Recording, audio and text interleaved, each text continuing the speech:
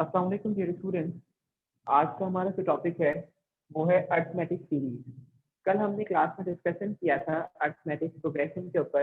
Arithmetic progression क्या होती है? अरिथमेटिक प्रोग्रेशन वो होती है एक एक सीक्वेंस होता है, जैसे 2 के बाद 4 के बाद 6 के बाद 8 10 एंड सो ऑन।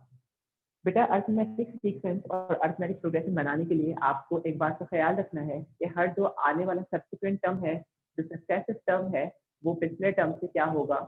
चेंज होगा।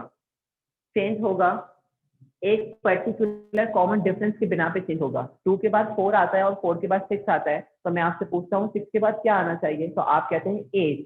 तो आप 8 क्यों बता रहे हैं? आप 8 इस वजह से कह रहे हैं कि हर बार जो सक्सेसिव नंबर है, जो नेक्स्ट टर्म है आपकी अरिथमेटिक प्रोग्रेशन का, वो 2 बड़ा है, 2 ऐड करने के बाद आ रहा है। तो अरिथमेटिक प्रोग्रेशन उसी को कहते हैं हम कि जिसमें आप कांस्टेंट नंबर को ऐड कर देते हैं और आपके पास सक्सेसिव टर्म पता चलते चले जाते हैं। इस चीज को हम कहते थे अरिथमेटिक प्रोग्रेशन। ठीक है, हमने अरिथमेटिक प्रोग्रेशन की डिफरेंट एग्जांपल्स देखी। अरिथमेटिक प्रोग्रेशन को हम कैसे सॉल्व कर सकते हैं, किस तरीके से हम उनको फाइंड कर सकते हैं।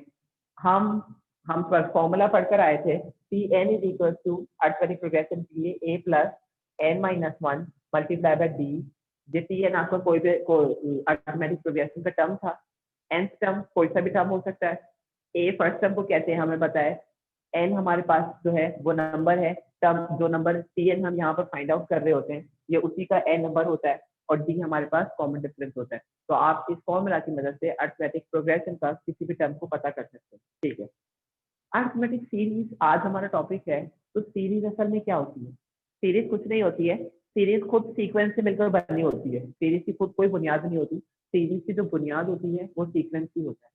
जो सीक्वेंस, जो प्रोग्रेशन हम कल की क्लास में डिस्कस कर आए हैं और अभी भी जो हमने डिस्कस किया है अरिथमेटिक प्रोग्रेशन के, अगर हमसे कह दिया जाए कि आप अरिथमेटिक प्रोग्रेशन में आपके पास जितने भी टर्म्स है ना, उन सबको सम कर दो। लेट्स सपोज हमारे पास एक अरिथमेटिक प्रोग्रेशन है 2 4 6 8 एंड सो ऑन, और ये अरिथमेटिक प्रोग्रेशन का लास्ट टर्म है 20।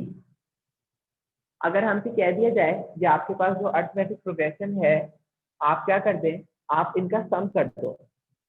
तो इसका मतलब वो हमसे ये कहना चाह रहे हैं कि आप अरिथमेटिक सीरीज पता करो। अरिथमेटिक प्रोग्रेशन के टर्म्स का सम करने को ही हम कहते हैं सीरीज।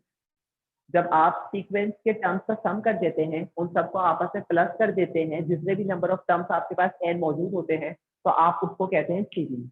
अरिथमेटिक सीरीज भी इसी चीज का नाम है। Sum of all the terms of sequence is called as series.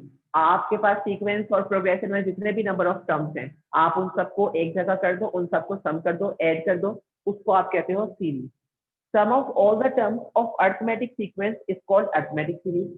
Series sequence से सबको कहते हैं। अगर अरिथमेटिक सीक्वेंस से सम आप कर रहे हो तो फिर इसका मतलब आप क्या कर रहे हो, आप अरिथमेटिक सीरीज पता कर रहे हो। ठीक है बेटा, अरिथमेटिक सीरीज को पता करने के लिए हमारे पास दो फॉर्मूलाज है, जिसकी मदद से हम क्या कर सकते हैं, इजीली अरिथमेटिक सीरीज को पता कर सकते हैं। दो फॉर्मूलाज कौन से हैं? पहला फॉर्मूला तो हमें बताता है कि आपका जो सम है एन टर्म का, नंबर ऑफ टर्म का जो सम है वो बराबर है, जब आप n को डिवाइड कर दें 2 से और मल्टीप्लाई कर दो, 2 से मल्टीप्लाई कर दो फर्स्ट टर्म को, plus number of term minus 1 multiply by common difference. ये वही वाली बात है, ये वही वाली बात है जो हमने टर्म वाले फॉर्मूला में पढ़ी। ये वही वाली बात है। ए को भी हम प्लस करवाते थे, लेकिन हम इस बार क्या करते हैं, ए को 2 बार प्लस करवाते थे। 2 टाइम्स कर ए का प्लस करवाते हैं, लेकिन असल में हम ए को ही प्लस करवा रहे होते हैं। ये देखो 2 यहाँ डिवाइड हो रहा है, तो ये तो वैसे भी इससे क्या हो जाएगा, कैंसिल हो जाएगा, इसका कोई इतना इशू नहीं आएगा। लेकिन बात ये है कि हम यहाँ पर सम का फॉर्मूला यूज करते हैं। ये फॉर्मूला कब यूज कर सकते हैं, ये फॉर्मूला कब एलिजिबल है टू यूज, जब आपको नंबर ऑफ टर्म्स पता हो। क्वेश्चन अगर आपको कहता है कि number of terms is equal, number of term is equal to 10 term, your series और योर सीक्वेंस कंटेन 10 टर्म्स, तो उस सूरत हम ये फॉर्मूला क्या कर सकते हैं, पुट कर सकते हैं, फॉर्मूले को यूज कर सकते हैं। समझ रहे हैं बात को? ठीक है, लेट्स सपोज हम एक एग्जांपल लेते हैं। एग्जांपल लेकर इसको और ज्यादा बेहतर समझते हैं कि हम फॉर्मूला को किस तरीके से यूज करेंगे, फॉर्मूला को किस तरीके से इम्प्लीमेंट करने वाले हैं। ठीक है, फिर दूसरे फॉर्मूला की तरफ भी आते हैं।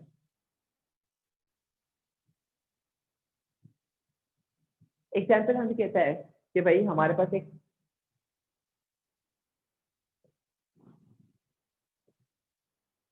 कहता है हमें फाइंड द सम, हमसे सम पता करवा रहा है, हमें एक क्या क्या कह रहा है, सीक्वेंस प्रोवाइड कर रहा है और हमसे सम पता करवा रहा है। ठीक है, हमने कहा सम के लिए भाई हमारे पास फॉर्मूला है Sn is equal to n/2 plus multiply by 2a plus n-1 multiply by d common difference. ठीक है बेटा, देखें जरा फॉर्मूला की जो फॉर्मूला की रिक्वायरमेंट है वो सारी चीजें हमारे पास मौजूद है। हमारे पास Sn हमें पता करना है, हमने कहा Sn is equal to question mark n। क्या n आपको पता है यहाँ पर? n अगर हमें क्वेश्चन नहीं दे रहा तो फिर हमारे पास दूसरे मेथड्स हैं n को पता करने के लिए। लेकिन यहाँ पर देखें, हमने एक ऐसी सीरीज लिखी है जो 2 4 6 8 10 12 14 16 18 और 20। तो हमें यहाँ पर नंबर ऑफ टर्म्स तो पता है कि ये 2 का टेबल है अप टू 20। तो 2 multiply by 10 is equal to 20। तो हमारे पास n तो यहाँ पर है 10। हमारी सीक्वेंस के अंदर जो टर्म्स है, नंबर ऑफ टर्म्स है, वो तो 10 है। ठीक है, फर्स्ट टर्म फॉर्मूला की रिक्वायरमेंट है, फर्स्ट टर्म भी पता होना चाहिए। हमने कहा ए जो है वो फॉर्मूला के हमारे पास है 2। फर्स्ट टर्म हमारे पास जो सीक्वेंस का हमारे पास है वो है 2। ठीक है, फिर हमें क्या पता होना चाहिए, डी कॉमन डिफरेंस। बेटा डी कैसे आता है, जब आप टर्म 2 में से टर्म 1 को माइनस कर देते हो। टर्म 2 आपके पास क्या है, 4, 4 माइनस 2, तो डिफरेंस भी आ गया हमारे पास 2। फॉर्मूला की जितनी रिक्वायरमेंट थी, जो कुछ वेरिएबल्स थे, हमने सबको क्या कर लिया, क्वेश्चन से एक्सट्रैक्ट कर लिया। देखो क्वेश्चन सिर्फ सिंपल सा है, हमें एम बी नहीं था, हमने एम बी खुद ही पता किया। ठीक है, ए भी हमने पता किया, हमने डिफरेंस भी पता किया। अब हम जरा इसको फॉर्मूला में पुट करते हैं इन वैल्यूज को। फॉर्मूलाज में आप वैल्यूज को पुट करेंगे तो आपके पास क्या आ जाएगा, सीरीज आ जाएगी, अरिथमेटिक सीरीज, जो क्या है, सम है। आपने कहा S N is equal to n/2 multiply by 2a plus n-1 multiply by d। ठीक है बेटा, नंबर ऑफ टर्म्स तो हमारे पास है 10, 10/2। 2 मल्टीप्लाई बाय a आपके पास है, फर्स्ट टर्म है 2, प्लस n आपके पास नंबर ऑफ टर्म है 10-1 multiply by common difference. Common difference भी हमारे पास क्या है, 2। कॉमन डिफरेंस भी हमारे पास 2 है। जरा इसको सिंप्लीफाई करें अगर हम, तो सिंप्लीफाई में क्या होगा, 2 1 2, 2 5 10, यहाँ पर आपके पास बच गया 5। ब्रैकेट को सिंप्लीफाई करें जरा, 2 2 4 plus 10-1 9, 9 multiply by 2 18, 18 plus 4, 18 plus 4 is equal to 22, 22 multiply by 5। बेटा जब हम 22 को मल्टीप्लाई करेंगे 5 से तो हमारे पास आ जाएगा 110।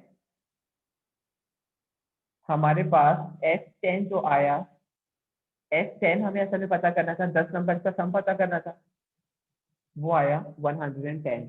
अगर 2 से लेकर 20 तक का जो टेबल है, अगर हम इन सारे नंबर्स को, सीक्वेंस के जितने भी आपके पास टर्म्स है, अगर हम इन सबको ऐड कर दें आपस में, तो हमारे पास आंसर आएगा 110। हमारे पास आंसर क्या आएगा, 110 आंसर आएगा। ठीक है, ये तो हो गया सिंपल फॉर्मूला जो हर सिचुएशन में आपका क्या कर देगा, काम कर देगा। ठीक है, लेकिन बेटा एक और फॉर्मूला है जिसको हम कहते हैं लास्ट टर्म फॉर्मूला। उसको फॉर्मूला फॉर एंड टर्म भी कहते हैं और उसको हम फॉर्मूला फॉर लास्ट टर्म भी कहते हैं। वो क्या है, वो है हमारे पास Sn is equal to n/2 multiply by a plus l। Question अगर हमसे कह दे, लेट सपोज, एक एग्जाम्पल लेते हैं हम जरा,